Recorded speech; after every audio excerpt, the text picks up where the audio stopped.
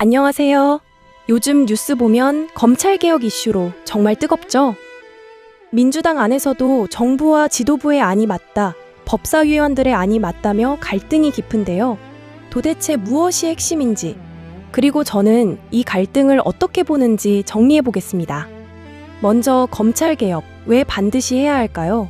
여러분, 과거 군부 독재 시절의 하나회를 기억하시나요? 그 총칼의 권력이 사라진 자리를 지금까지 검찰이 법이라는 칼로 대신하며 무소불위의 권력을 휘둘렀다는 비판이 많았습니다. 남용과 횡포의 구체적 사례를 보자면 내 편은 무죄, 네 편은 유죄. 대표적으로 김학의 전 차관의 별장 성접대 사건을 들 수 있어요. 명백한 정황에도 불구하고 검찰은 2번이나 무혐의 처분을 내리며 제 식구를 감쌌죠. 반면 반대파에겐 먼지 날 때까지 터는 수사를 반복했습니다. 사건 조작. 서울시 공무원 유우성 씨 간첩 조작 사건은 정말 충격적이었습니다. 검찰이 증거를 조작해서 죄 없는 사람을 간첩으로 만들려 했던 이 사건은 검찰권이 얼마나 위험하게 쓰일 수 있는지 보여주는 명확한 사례입니다. 결국 수사권과 기소권을 한 손에 쥐고 견제받지 않는 괴물이 됐다는 것이 우리가 개혁을 외치는 이유입니다. 정부안 대 법사위원안, 무엇이 다른가요? 지금의 갈등을 쉽게 비유하자면 검찰이라는 식당을 어떻게 바꿀 것인가의 차이입니다. 정부안, 주방 시스템과 메뉴만 바꾸자. 검찰청을 공소청으로 바꾸되 경찰 수사에 문제가 있으면 검사가 직접 살펴볼 수 있는 보안 수사라는 메뉴는 남겨두자는 거예요. 범죄자를 놓치는 실수를 막기 위한 최소한의 안전장치죠. 법사위원안, 기존 식당을 아예 허물고 새로운 레스토랑을 세우자. 수사권 완전 박탈입니다. 검사는 주방 근처에도 오지 말고 오직 서빙만 하라는 거죠.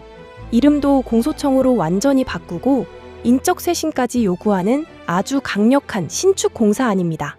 법을 보면 보안 수사권을 주는 것을 전제로 만들어 왔습니다.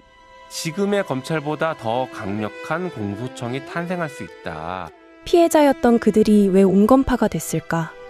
그런데 흥미로운 점은 누구보다 검찰에 많이 당해봤던 정치인들이 오히려 정부의 온건한 안을 지지한다는 사실입니다. 이상한 일이죠? 하지만 여기에는 깊은 이유가 있습니다. 수사 공백이라는 부메랑. 당장 검찰 수사권을 0으로 만들면 금융사기나 마약 같은 복잡한 사건들을 누가 처리할까요? 준비 없이 권한만 넘겼다가 범죄자들이 웃는 상황이 오면 그 책임은 온전히 정부가 지게 됩니다. 민생이 망가지면 개혁도 실패하기 때문이죠. 지속 가능한 개혁. 당장 뿌리 뽑으면 시원하겠지만 절차적 정당성이 약하면 다음 정권에서 무효다라며 뒤집어버릴 빌미를 주게 됩니다. 조금 느리더라도 다시는 되돌릴 수 없는 시스템 대못을 받겠다는 전략입니다. 제2의 괴물 방지.